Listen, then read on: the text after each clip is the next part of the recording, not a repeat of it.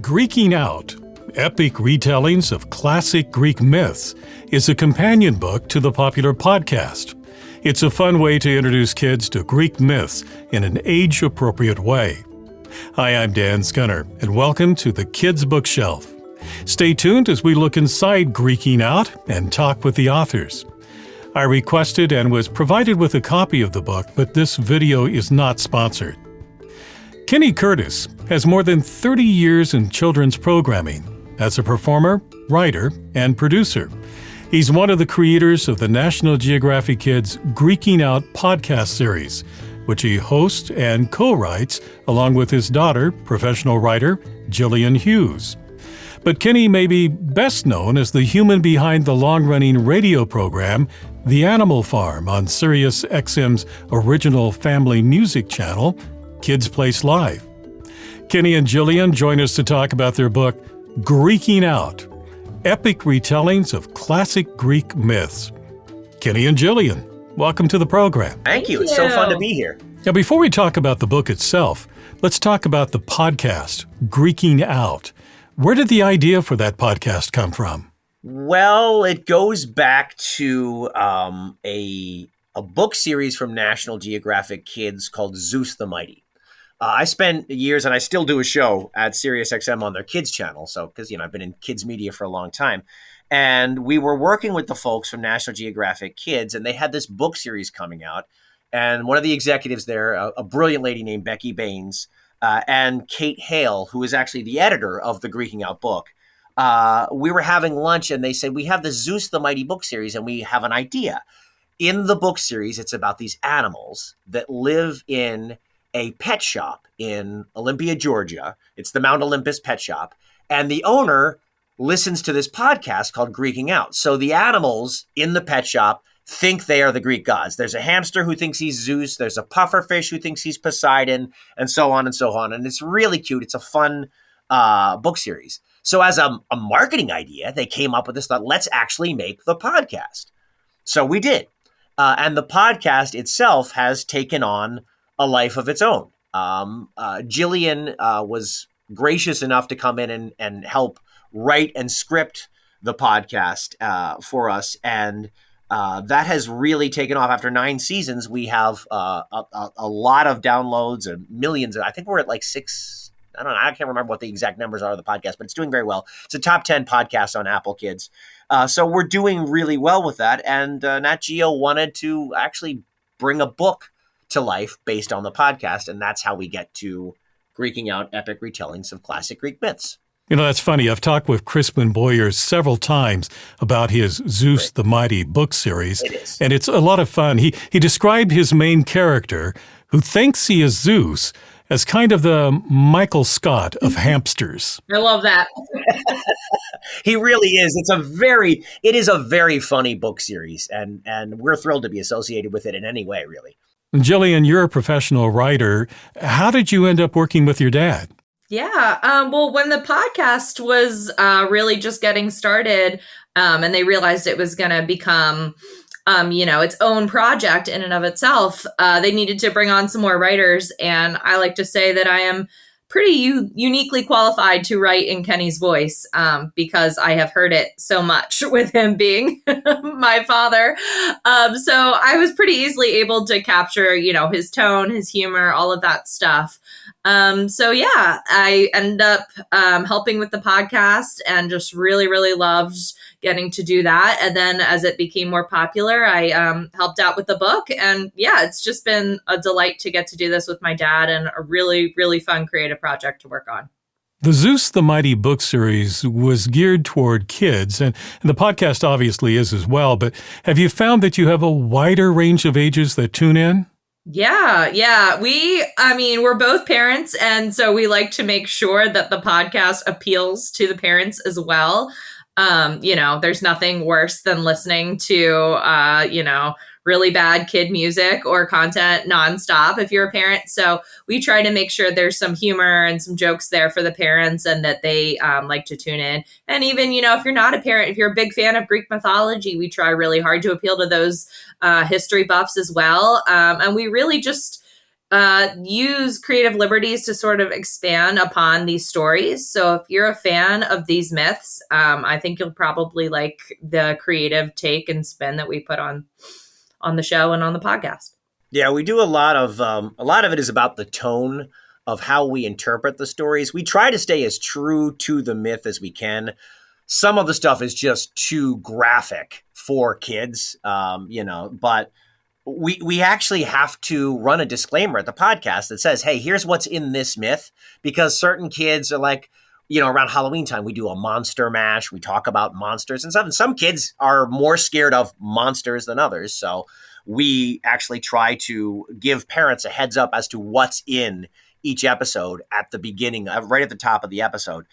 We do it in a tongue-in-cheek and playful way, but, there's also a form and a function for it as well. But it's all about actually communicating the message of the myth and the characters in Greek mythology. And I think that transcends any age, really. So in the book, you're retelling those Greek myths. So tell us more about the book and the range of myths that readers are going to find here. Well, we have 20 myths in the book. And there are some of them we featured on the podcast. Some of them are brand new. And we sort of, go over the stories, fill in the blanks, kind of put our creative spin on it, as Kenny was saying earlier. The illustrations by Javier Espilla are just phenomenal. They really bring the story to life. It's so fun to see, our vision come to life with his artwork. It's been really great. And then we also have the character we call the Oracle of Wi-Fi. She's in the podcast as well, that sort of interjects with, fun facts or commentary, some nonfiction tidbits to kind of break it up a little bit and to add some sort of educational component as well. There's a takeaway box at the end of each myth that sort of highlights the morals, the lessons, what we want our readers to walk away with. And then throughout the book, there are these little interstitials that sort of highlight some nonfiction facts like Greek food or the Olympic sports. We break down famous Greek expressions. So we try to really make it as educational and as fun as possible for all of the readers. What purpose did these myths serve in ancient Greece, and why was it important for those to be passed down through the generations? Well, I think a lot of the myths were written, they weren't written, they were told, right? They were sort of told, they were orally transmitted from one to the other person. They just literally, my grandfather told me this story, and Homer and Hesiod began to actually write them down. But I think part of the purpose was originally for human beings to try to make sense of the world around them. And they did that through what they understood, which is the human experience. And that comes out in storytelling. And you can see that with the Greek gods in particular, because these gods are not the benevolent, all-knowing, all-seeing, kind God that a lot of us believe in.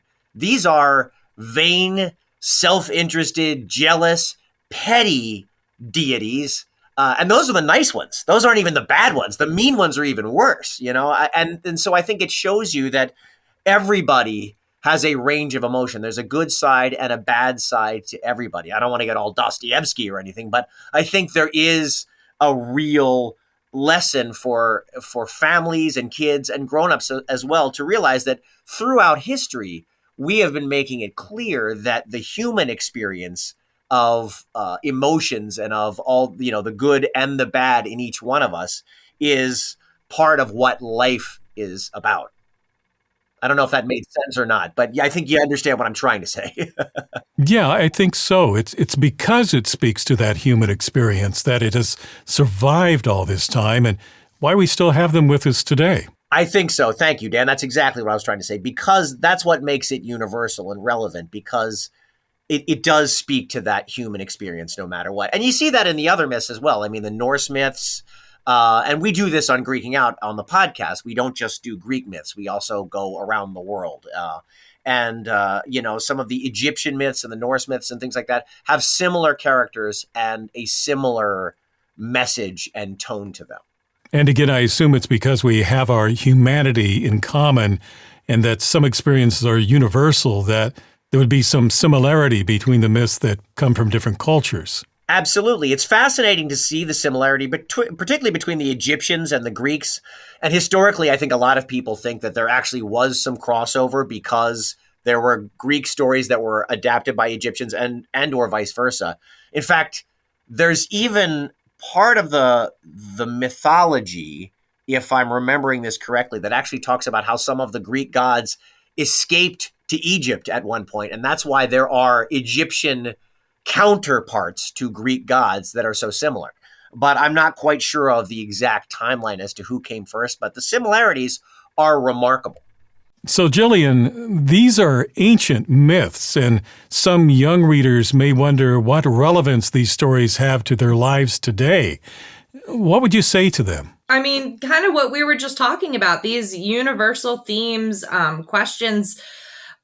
People are still, struggling with them today. I mean, obviously we have like the science to explain things, why the sun rises and sets each day, but like Pandora's box, hope, like why do bad things happen to good people? Where did all this come from? We're still sort of grappling with these basic universal questions. And the characters that we see in these myths, like the sort of archetypes, the Hades, the Darth Vader, like you kind of see these parallels in culture today. Athena, Wonder Woman, they sort of match up, and you can kind of see how the lessons in these myths are still very relevant today. The characters we're still using in our stories today, and that's kind of what we're hoping to do, is explain how these ancient stories are still relevant. They're still important. They still can help us with our own creative stories and our own imagination to explain how they are important today. So you've retold these stories to make them engaging for younger readers. And Kenny, like you said, there are some things in the original myths that are just way too graphic or don't translate well to modern times. So you've created your own versions. The creation of different versions of Greek myths has been going on, well, since the beginning. So in your research, I imagine you've had to shift through many different versions. But I guess it's the core of the story that still remains the same. Yeah. We discovered that you can see this really in a lot of stories, but we did an event at Comic-Con in San Diego this past summer, and we did a live episode there. And one of the stories that we tell is sort of the alternate version, the Helen verse, as we call it, because there's a story of the Trojan War, the Iliad, about Helen of Troy, being taken. She falls in love with Paris, and he takes her to Troy. Well, Hesiod's version of the story, that's Homer's version that he wrote in the Iliad. But Hesiod, the historian, has a version where she never makes it to Troy. They get on the boat, and they get caught in a storm, and they wind up in Egypt. And there's actually historical evidence that suggests that Helen of Troy was in Egypt and not Troy. But then that whole, why did we wait 10 years on a beach in front of this giant walled city and kill all these people seems kind of silly. So we actually take the opportunity in the podcast to show the differences and talk about the different versions of the story. We have a great producer. Her name is Emily Everhart, and she's been with this project from the very beginning. And she has assembled a team of scholars. It's National Geographic, so we have access to a lot of these people. Dr. Diane Klein from American University is a classical studies professor, and she was our original consultant. We brought in several other folks since then, but these folks help us navigate the different versions of every story. And you can really take different, you can kind of cherry pick different versions of the story and cobble them together. But when we do that, usually the Oracle of Wi-Fi helps us by saying, actually, this is one version, there's another version of the story, to actually let the listener and or the reader know that the different storytellers have told these stories in different ways. So it can be tricky water, but there's so much material to choose from. So one of the great things, we're actually working on a second book now, and we're getting some input from Rick Riordan, who writes the Percy Jackson series. And he's been great at doing that, at contemporizing Greek mythology. But even he has to understand that and knows that you have to navigate different versions of the source material because, otherwise you're I guess, just making up your own version of Greek history, which we want to make sure we have some basis in fact. Well, as you mentioned in the book, as well as in the podcast, the Oracle of Wi-Fi will explain things, including how names are pronounced. Yes. That was a running gag in which I wanted to say Hercules, and the Oracle is constantly correcting me as Heracles. We did that in our episode. We did the 12 lavers of Heracles, and because everybody wants to say Hercules, but as the Oracle pointed out, thank you, Jillian, Heracles is the correct pronunciation, the Greek pronunciation. Now, I'm curious about why you enjoy speaking to kids about this and why it's important that kids learn about these ancient Greek myths. It's like we said, the lessons of these myths are so important. They're so universal, and it's just fun to break them down for kids and just have fun with it. It encourages us to use our imagination to play around with these historical events and sort of make them more fun and accessible to a kid audience. It's a great opportunity. But yeah, these stories are so important. There's a lot that we can learn from them. There's a lot of lessons we can take away, especially right now in our current, culture. There's just a lot that we can glean from history, from these myths. And it's kind of an honor to be able to try to take those lessons and teach them to kids in a fun, creative way. Yeah, I mean, storytelling is at the heart of, I think, everything we want to do for and with our kids, because, children love to engage in listening and using their imaginations. Of course, I've been doing radio for kids for 30 years. So of course that's, consider the source when I say this, but I do believe that kids listening love to make the pictures in their mind. And I think, to me, that's what excited me about doing the podcast, was that opportunity to actually tell the story and have the kids play along. But it had to be told in such a way so the kids felt like we were telling the story together. It didn't feel too scripted. There's a lot of ad-libbing and a lot of off-the-cuff contemporary discussion, because I wanted the kids to feel like the story is happening now. Because that's the most important thing I want a kid to take away from the book or from the podcast or any of this, is that a story is your own. Even if the story has been around for 100 years, even if Hades and Darth Vader are so incredibly similar, Darth Vader is your own, and you can make your next one. Be inspired by one thing, but build your own. And I think that's what's really exciting to me about kids and mythology and any kind of story, is that you can inspire a kid to create their own story. I have another question for both of you where you can use your imagination. Jillian, I'll start with you. And the question is, if you could spend a day in real life with one of the characters from mythology, who would it be and why? I think I would pick Hera, actually, because I think she gets a bad reputation for being mean and nasty, which, she is. She does a lot of terrible things. But I think at her core, she's really good. And she's just married to Zeus, who, is, like you said, the Michael Scott, which is actually a generous interpretation, honestly. But I would just love to kind of hang out with her and help her kind of see the light and to turn that, feisty spirit, use that for good instead of evil. I think that would be fun. And I bet she has some good stories to tell. And how about you, Kenny? Probably Dionysus.